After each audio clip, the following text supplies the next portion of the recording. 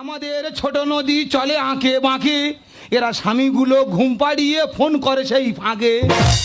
আমি তোমার বলিনি তো, আমি তোমার বাদে বলেছি। পাগলি কথা কেন চোখ বার করে দেখো, আমি তোমার বলিনি তো। শালবনে হুল্লোড় ওই এলো ঝড়, এই তো সেদিন চন্দনার মা স্বামীর মারলো চড়।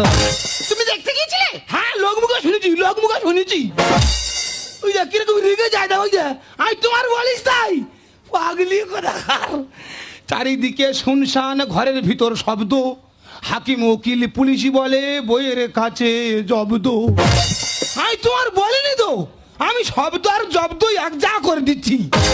ওই যে পাগলি কোথাকার নিয়ে ওর ঘুষো মারবো নাকি বলেন। আমি তোমার বলিনি তো, মানুষ আরে আমি ডি গ্রুপে চাকরি করি।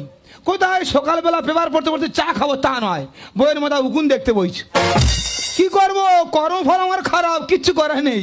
যে যেরকম কর্ম করবে সেইভাবে তাকে ফল দেওয়া হবে। তুমি কি মানুষ?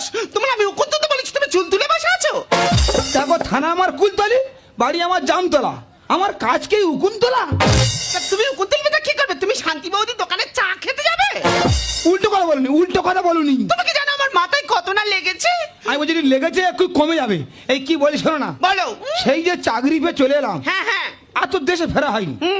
বলছি আজকে রবিবার ছুটির দিন, একটু বাবা মার সাথে দেখা করে আসি না।